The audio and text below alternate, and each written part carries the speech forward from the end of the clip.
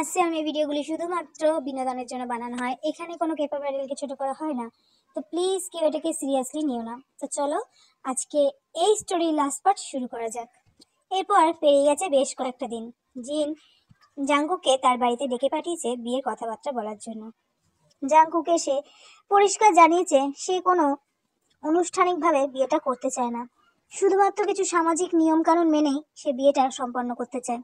কারণ তার মতে আশেপাশের আত্মীয়দের না খাইয়ে কিছু অনাথ বাচ্চাদের খাওয়ালে তার কাছে অনেক ভালো লাগবে। যে সকল আত্মীয় স্বজনরা তাদের দুঃসময় তাদের পাশে থাকতে পারে না, তাদেরকে নিজের সুসময় পাশে রাখারও কোনো মানে হয় না। প্রথমে জিনের একটু আপত্তি থাকলেও জাঙ্কুকের কথাবার্তাগুলো বিবেচনা করে সেও সেটা মেনে নেয়। আর তারপর জিমিন, জাঙ্কুক, তে আর জাঙ্কুকের একটা স্টুডেন্ট সুগা, এই চারজন মিলে একটা মন্দিরে গিয়ে তাদের সমস্ত বিয়ের আয়োজন করে। জিমিন আর সুগা আগেই চলে গিয়েছিল, তে আর জাঙ্কুক একটু পরে বেরিয়েছে।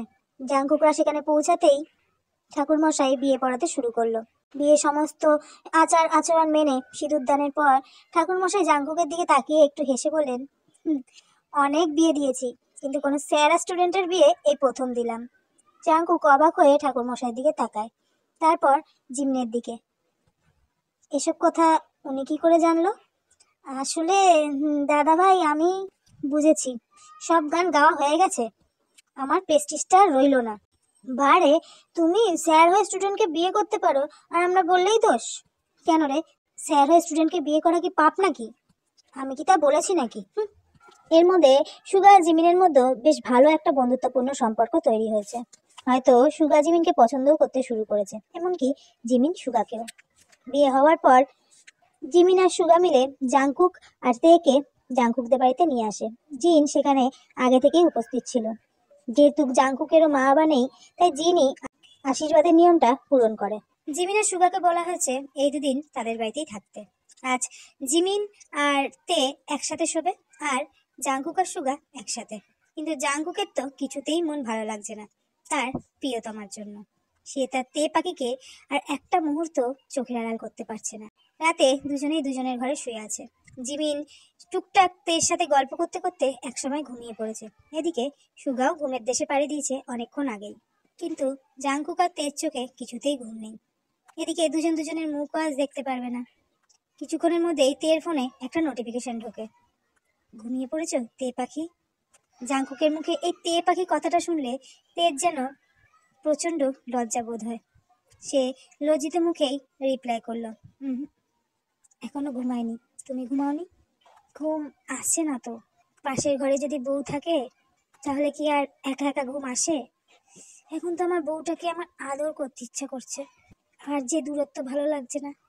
তুমি কিন্তু দিন দিন বড্ড নির্লজ্জ হয়ে যাচ্ছ।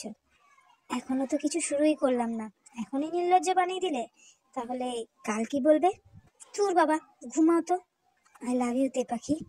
তে এবার প্রচন্ড লজ্জা পায়। তেও আজ প্রথমবার জাঙ্কুককে আই লাভ ইউ টু লিখে সেন্ড করে, যেটা দেখে জাঙ্কুক তো প্রচন্ড খুশি হয়ে যায়। এই প্রথম টেক্সটের মাধ্যমে হলেও তে তাকে আই লাভ ইউ টু বলল। প্রত্যেকবার জাঙ্কুকই তাকে আই লাভ ইউ বলে যায়, কিন্তু তে কখনো তার রিপ্লাই দেয় না।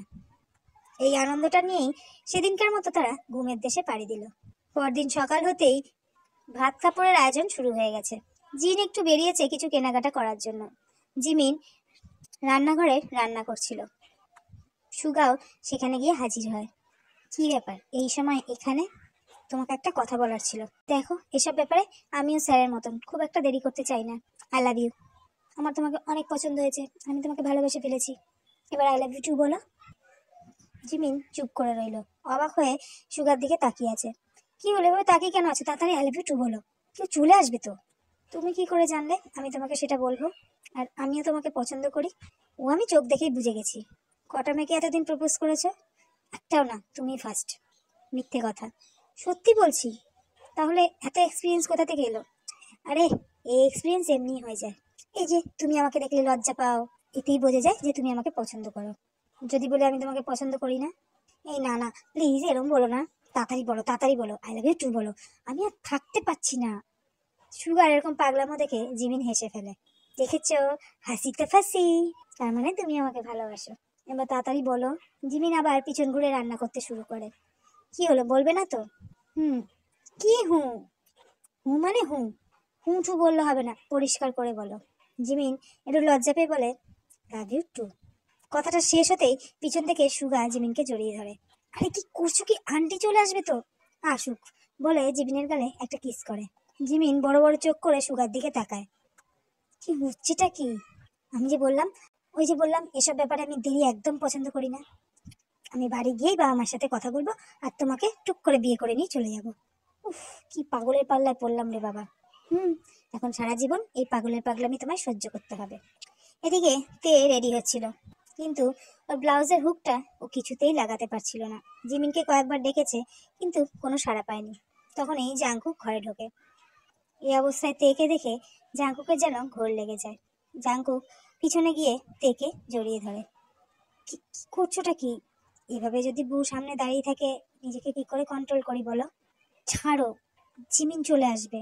হুম হুম, কারোর আসার সুযোগই নেই। আমি দরজা অলরেডি লাগিয়ে দিয়েছি। এই এই দিনে দুপুরে দরজা লাগিয়ে কেন রেখেছো? মা এলে কি হবে? মা তো বাড়িতেই নেই, আর এই সুযোগটা আমি কি করে মিস করি বলো? বলে তেকে নিজের দিকে ঘোরায়। তে দুটো হাত দিয়ে নিজেকে ঢাকার চেষ্টা করে। এখন আর ঢেকে কি লাভ? এখন তো সবকিছু শুধু আমিই দেখবো। তের এই সমস্ত কথা শুনে তের মনে হচ্ছে এখনই জমিটা ফাঁক হয়ে যায়, আর সে সেই জমির মধ্যে ঢুকে যায়। এই তুমি এত নির্লজ্জ কবে থেকে হলে বলো তো? তুমি কি ভুলে যাও তুমি আমার স্যার ছিলে? স্যার ছিলাম, এখন আমি তোমার বর। আমার প্রমোশন হয়েছে, প্রমোশন থেকে কিন্তু ডিমোশনে নামিয়ে দেবো। ওটি আর হচ্ছে না। একবার যখন প্রমোশন হয়েছে, তখন দিনে দিনে আরো উঁচু পদে উঠবো, বুঝলে আমার তে পাখি? এখন তো শুধু বউকে আদর করছি, এরপর তো আমার মাম্মামের মায়ের সাথে আমার মাম্মামদেরও আদর করতে হবে, তাই না? কিন্তু তার আগে আমার মাম্মামকে আনার ব্যবস্থাটাও তো করতে হবে। তের তো লজ্জায় মরে যাওয়ার মতো অবস্থা। তো মাথা নিচু করে সমানে সাইফিল করেই চলেছে। জাঙ্কুক তের এই লজ্জা মাখা মুখটা দেখে দুটো হাত দিয়ে তের মুখটাকে নিজের মুখের সামনে আনে, আর তারপর তের ঠোঁটে ডুব দেয়। বেশ কিছুক্ষণ তের ঠোঁটে স্বাদ নেওয়ার পর জাঙ্কুক তেকে ছেড়ে দেয়। তে সঙ্গে সঙ্গে পিছন ঘুরে দাঁড়িয়ে পড়ে। তুমি এখন এখান থেকে যাও, আমি রেডি হব। আমি রেডি করে দিই? একদম না, প্লিজ দেই না। তুমি যাবে? জাঙ্কুককে এক প্রকার ঠেলে সেখান থেকে বার করে দেয়। তারপর তে রেডি হয়ে নেয়। এরপর জিমিন তের ঘরে আসে। তে, কি ব্যাপার? তোর ঠোঁটটা এভাবে ফুললো কি করে রে? ভিমরুলে কামড়েছে নাকি? Jimin stop it. হ্যাঁ, এখন তো আমাকে চুপ করিয়েই দিবি। যখন তোমার কেউ ছিল না তখন ছিলাম আমি, এখন তোমার সব হয়েছি, পর হয়েছি আমি। এই নটাঙ্কি নাটক করবি না তো, যা এখান থেকে। যাবো যাবো, চলুন আগে, আপনাকে নিয়ে যাওয়ার হুকুম দেওয়া হয়েছে। এবার জিমিন তেকে নিয়ে নিচে আসে। ভাত কাপড়ের সমস্ত অনুষ্ঠান শেষ হয়। সুগা আর জিমিন মিলে সুন্দর করে তেদের ফুলসজ্জার খাট সাজিয়েছে। এর মধ্যে সুগাও জিমিনের সাথে অনেক দুষ্টুমি করেছে, আর জিমিনকে সেই অত্যাচারগুলো সহ্যও করতে হয়েছে। তবে সুগা ছেলেটা সত্যি অনেক ভালো। সুগা তো এক প্রকার হাঁপিয়ে নিচে এসে বসে আছে, কিন্তু জিমিনের আসার নাম নেই। তাই জিমিনকে একটা টেক্সট করে, কি ব্যাপার, কোথায় আছো, আসো। জিমিন টেক্সটের রিপ্লাই দেয়, আসছি আসছি, দাঁড়াও, থেকে বসিয়ে দিয়ে আসছি। আর শোনো, তুমি স্যারকে নিয়ে আসো। আচ্ছা আচ্ছা, যাচ্ছি। বলে সুগা জাংকুককে আনতে যায়। জাংকুক আজকে অনেক খুশি, তাই সবার চোখের আড়ালে সে একটু ড্রিঙ্ক করেছে। তে জানলো তো এখানে রণক্ষেত্র বাঁধিয়ে দেবে, তাই তেকে লুকিয়েই এক প্রকার তার এই কাজ। কিন্তু ব্যাঘাত ঘটালো সুগা, সে এসে সবটাই দেখে নেয়। স্যার কি করছেনটা কি? তে যদি জানতে পারে না। আপনি কিন্তু এটা একদম ঠিক করেননি স্যার, তে কিন্তু এগুলো একদম পছন্দ করে না। আরে চুপ করো। না না না স্যার, তে আমার বন্ধু, আমি কিছুতেই চুপ করব না। আপনি কাজটা একদম ঠিক করেননি, আমি এখনই গিয়ে তেকে বলে দেবো। এই গাধা, তুমি থামবে? কি, আপনি আমায় গাধা বললেন? তাহলে তুমি আরো বলে দেবো। ঠিক আছে যাও, তেকে গিয়ে বলো। আমিও বলে দেবো। রান্নাঘরে তখন কি যেন হচ্ছিল, কে যেন কাকে জড়িয়ে ধরছিল আর কিস করছিল। জাঙ্কুকের মুখে কথাটা শুনে সুগা তো আকাশ থেকে পড়েছে, কোনো রকমে মানে মানে সেখান থেকে কেটে পড়লো। সুগাকে এভাবে কেটে পড়তে দেখে হেসে কুটি কুটি। তারপর নিজের ঘরের দিকে যেতেই যাচ্ছিল, তখনই জিমিন এলো। দাদা ভাই, কি করছোটা কি? তে তো অপেক্ষায় রয়েছে, যাও। তাই নাকি? আমার বউটা আমার অপেক্ষা করছে? তারা তো গিয়ে তার অপেক্ষা ভঙ্গ করতেই হয়। হুম, যাও। বলে জিমিন সেখান থেকে চলে যায়। জাঙ্কুক আস্তে আস্তে তের ঘরে যায়। তে সুন্দর করে সেজে খাটের মধ্যে বসে আছে। জাঙ্কুক ঘোর লাগা দৃষ্টে তের দিকেই তাকিয়ে আছে।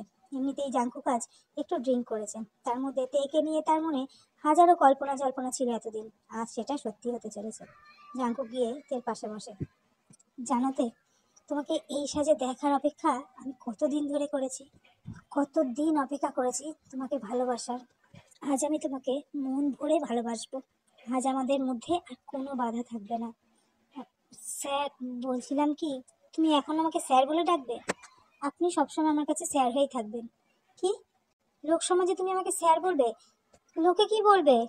জানি না লোকের সামনে কি বলবো, কিন্তু কিন্তু তুমি আমার স্যার স্যারই থাকবে। এত সহজে ডাকটা আমি বদলাতে পারবো না। ঠিক আছে, ভালোবেসে তুমি স্যার বলে ডাকতেই পারো, কিন্তু লোকের সামনে ডেকো না। লজ্জায় তাহলে আমার মাথাটাই কাটা যাবে। যাকে, সব কথা বাদ দাও। তোমাকে আজকে অনেক সুন্দর লাগছে, পুরো স্ট্রবেরির মতো। মনে হচ্ছে এক্ষুনি খেয়ে ফেলি। স্যার, আমার খুব ভয় করছে। কিসের ভয়তে? আমার সামনে তোমার ভয় হয়? না, সেটা নয়, আসলে চিন্তা করো নাতে, তোমার কষ্ট হয় এমন কোনো কাজ আমি করব না, কিন্তু ভালো তো তোমাকে আমি বাসবই। বলে এক টানে নিজের বুকের ওপর ফেলে। তারপর তার ঠোঁট দুটোকে আঁকড়ে ধরে। একে অপরের ঠোঁটের স্বাদ নিতে থাকে দুজনেই। বেশ কিছুক্ষণ এভাবে একে অপরের ঠোঁটের স্বাদ নেওয়ার পর জাংকুক আস্তে আস্তে তার গলায় নেমে আসে, আর বাঁধন ছাড়া হতে থাকে দুজনের ভালোবাসা। সো গাইস, গল্পটা আমি এখানেই শেষ করে দিচ্ছি, আর কালকে থেকে শুরু করছি ক্যাপ্টেন জিওন। সেই গল্পটা যেমন আছে আমি তেমনই দেব, বিএলই দেব। তো প্লিজ তোমরা গল্পটাকে সেভাবেই সাপোর্ট করো।